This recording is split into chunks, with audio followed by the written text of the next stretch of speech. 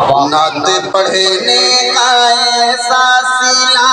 مل گیا، نعت پڑھنے کا ایسا صلہ مل گیا، جس جگہ بھی گیا مرتبہ مل گیا۔ کیسر علی ہیں مظفر پور سے۔ سوال یہ ہے کہ انہوں نے اپنی دادی کا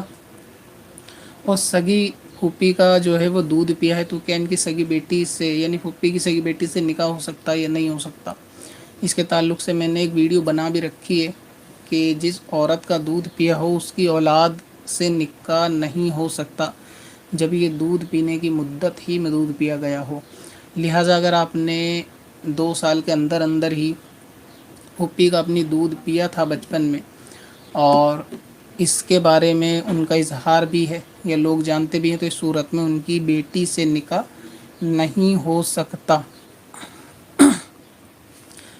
فردوس گوا سے، کیا شریعت میں دسترخوان پر پانی کا جگ یا پانی کا گلاس رکھنا منع ہے؟ دسترخوان کے اوپر پانی کا جگ یا گلاس رکھنا منع نہیں پڑھا سنا کبھی بھی، ایسا کسی سے سنا بھی نہیں، اور عموماً رکھتے ہی ہیں۔ دسترخوان کے اوپر کھانے کی چیزیں ہوتی ہیں تو وہاں پانی بھی موجود ہوتا ہے، تو اس لیے اس کو یعنی دسترخوان کے اوپر خاص جگ کو رکھنے میں کوئی حرج والی بات، دقت والی بات نہیں ہے۔ احمد انصاری لکھنؤ سے،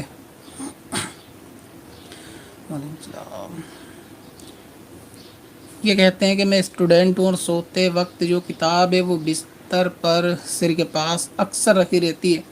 اور اگر احتلام ہو جائے اور ہمیں پتہ نہ ہو کہ ہمارا ہاتھ احتلام کی جگہ پر لگا تھا یا نہیں، اور پھر اسی طرح ہم کتاب کو پکڑ کر یعنی ہاتھ ہمارا سوکھا ہے کتاب کو پکڑ لیں تو کیا پھر کتاب کو دھونا پڑے گا؟ کتاب کو سرہانے رکھ کر سونا ہی یہ عقل مندی نہیں ہے۔ اس سے کیا ہے کہ کتاب کے نقصان ہونے کا، اس کے پھٹ جانے کا بھی خطرہ ہوتا ہے۔ لہٰذا اگر نیند آئے یا سونے کی سچویشن ہو، اول تو لیٹ کر پڑھنا نہیں چاہیے، لیکن اگر نیند آئے یا سونے کی سچویشن ہو تو پھر ایسی صورت میں کتاب کو تھوڑا سا اپنے سے دور رکھنا چاہیے۔ اور اگر ایسا ہے کہ احتلام ہوا تھا اور آپ کو یہ یاد نہیں کہ آپ کا ہاتھ ناپاکی کی جگہ پر لگا ہو نہ لگا ہو، لیکن جب کتاب اٹھائی گئی تو کتاب جو ہے وہ یعنی ہاتھ سوکھا ہوا تھا، تو ایسی صورت میں کتاب ناپاک نہیں ہوگی، کتاب کو دھونے کی ضرورت نہیں ہے، مگر اس حرکت سے پرہیز کرنے کی ضرورت ضرور ہے۔ حافظ محمد عالم رضا ہیں یو پی مراد آباد سے، پوچھتے ہیں کہ اکثر ہمارے گھر میں کپڑے دھوتے وقت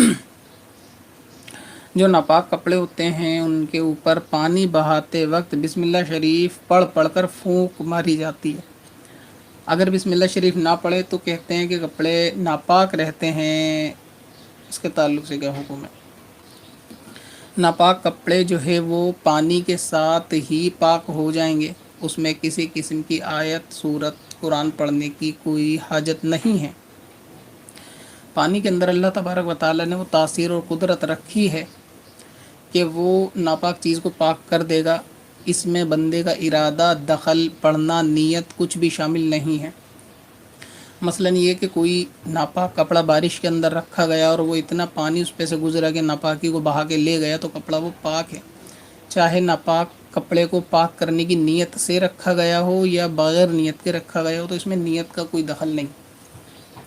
جب ناپاک کپڑے کو پاک کرنے کا تعلق پانی کے ساتھ ہے، نیت کے ساتھ نہیں، تو اس میں کسی بھی قسم کی کوئی سورت، بسم اللہ شریف پڑھنے کی کوئی ضرورت بھی نہیں ہے۔ لہٰذا جب پانی پر یعنی پانی ناپاک چیز کو بہا لے جائے گا یا ناپاک چیز کو پاک کر دے گا، تو ایسی صورت میں کپڑا پاک ہو جائے گا، چاہے اس پہ بسم اللہ شریف پڑھی جائے یا نہیں۔